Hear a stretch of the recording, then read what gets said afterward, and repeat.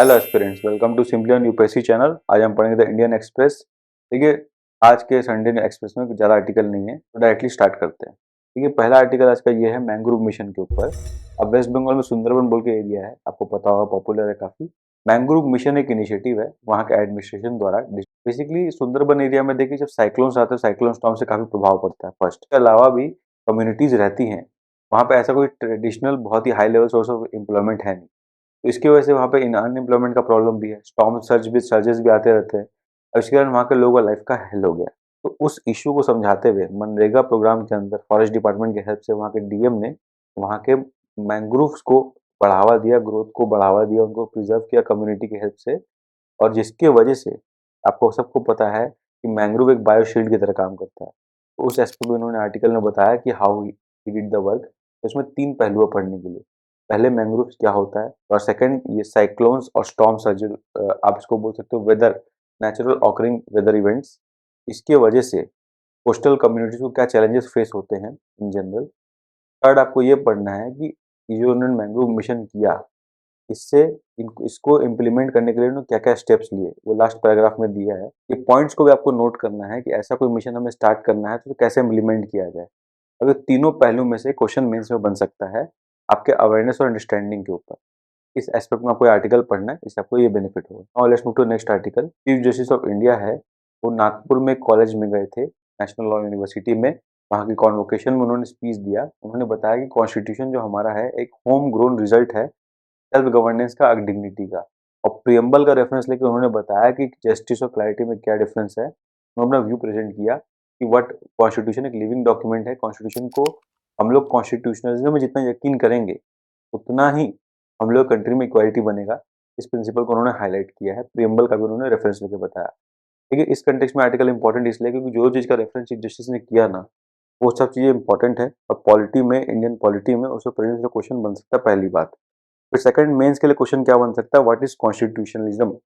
ये बहुत ही important question है, इसमें 10 मार्कर इजीली बन सकता है। कॉन्स्टिट्यूशनलिज्म का प्रोज और कॉन्स क्या है। इंडिया जो है कॉन्स्टिट्यूशनल सुप्रीमेसी में बिलीव करता है, पार्लियामेंट्री सुप्रीमेसी में बिलीव नहीं करता। हम लोग का रिटन कॉन्स्टिट्यूशन है, कॉन्स्टिट्यूशन इज प्राथमिकता इन इंडिया। तो उसका सिग्निफिकेंस इंडियन पॉलिटी में क्या पड़ता है, उस एस्पेक्ट में थोड़ा सोच सकते हो आप। वो एस्पेक्ट में सोचना चाहिए आपको, तभी आपको पॉलिटी का मेंस का आंसर लिखने में मजा आएगा। वरना रट के तो आंसर आप लिख ही सकते हो, पर उसमें जो मजा है ना समझ में, वो बेटर है। तो एक दूसरा आर्टिकल ये है कि गवर्नमेंट प्लान कर रहा है इंडियन टूरिज्म ऑफरिंग्स को विजिटिंग कंट्रीज के लोगों के प्रोफाइल के हिसाब से थोड़ा टिंकर किया जाए, मॉडिफाई किया जाए, उनको वैसे ही प्रेजेंट किया जाए। देखिए, टूरिज्म को प्रमोट करने के लिए इंडिया में क्या मेथड्स होने चाहिए, गवर्नमेंट क्या कर रहे हैं, उस एस्पेक्ट में this article is very important. इसमें एक या दो पॉइंट बना के लिख सकते हो आप उस क्वेश्चन के अंदर। और सबसे इंपॉर्टेंट बात इसमें है डेटा। डेटा क्या है कि 69 lakh foreign tourist India visit के 2022 में, क्योंकि यहाँ मेंशन किया गया लास्ट में। ये डेटा जनरली अपने को मिलता नहीं, अपने पढ़ते भी नहीं है, और यहाँ दिया हुआ तो उसको उठा लीजिए। ठीक है, तो इसको पढ़िए और प्लस ये जो आइडिया है इसको रिवाइज कीजिए, मेंस के लिए ज़्यादा इंपॉर्टेंट है। फिर इकोनॉमी पेज में दिया है, आरबीआई के जो गवर्नर है शक्तिकांत दास, उन्होंने अपना ओपिनियन दिया कि अगर लोअर इन्फ्लेशन रहता है, क्रूड ऑयल के प्राइसेस कम रहते हैं और कमोडिटी के प्राइसेस भी कम रहते हैं, तो उससे इंडिया को काफ़ी बेनिफिट होगा इन्फ्लेशन को टारगेट करने में। क्योंकि देखिए, अभी जो बेसिस पॉइंट गवर्नमेंट ने, आरबीआई ने बढ़ाया, मॉनेटरी पॉलिसी कमेटी ने बढ़ाया 25 बेसिस पॉइंट और इन द लेंडिंग रेट्स, उसका कोर पर्पज सिंपल सा ये है, रियल जो इंटरेस्ट रेट्स अपना, इंटरेस्ट रेट रियल का मतलब कि इन्फ्लेशन, जो एक्चुअल इंटरेस्ट रेट है माइनस इन्फ्लेशन, जो रियल इंटरेस्ट रेट है दैट इज नेगेटिव में था 3 साल के लिए। उसकी वजह से फाइनेंशियल स्टेबिलिटी और प्राइस स्टेबिलिटी को फर्क पड़ता है। उसको इंश्योर करने के लिए कि प्राइस स्टेबिलिटी कंट्री में बना रहे, वी नीड कि हम लोग उसको बेटर हायर ले जाएं लेंडिंग रेट्स को, ताकि वो उस इन्फ्लेशन के इफेक्ट्स को नलीफाई करे फर्स्ट और प्राइस स्टेबिलिटी लाए। उस एस्पेक्ट को उन्होंने इस आर्टिकल में हाईलाइट किया है, वो डेफिनेटली रीड कीजिए आप लोग।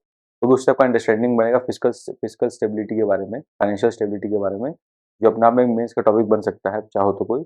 अदरवाइज आपका अंडरस्टैंडिंग के लिए इंपॉर्टेंट है, आप उसको इकोनॉमी की किसी और आंसर में भी एज अ सब पॉइंट या सब पार्ट डाल सकते हो। अब दूसरा आर्टिकल क्या है, दूसरा आर्टिकल ये है कि G20 जो टूरिस्ट हैं, उनमें उस G20 कंट्री से जो भी टूरिस्ट आने वाले हैं इंडिया में आने वाले समय में, वो यूपीआई जैसे मेथड को यूज करके सिलेक्ट इंडियन एयरपोर्ट्स पे परचेज या ट्रांजेक्शन कर सकते हैं। This is the idea.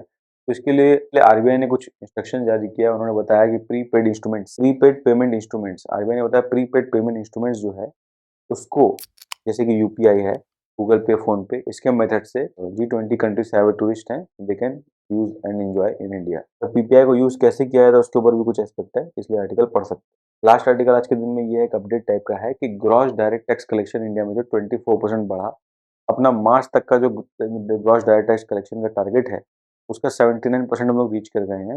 ये बहुत ही इंटरेस्टिंग टारगेट है। इसका मतलब समझ लो गवर्नमेंट जो रेवेन्यू प्लान किया था लास्ट ईयर बजट में, 79% गवर्नमेंट को मिल चुका है।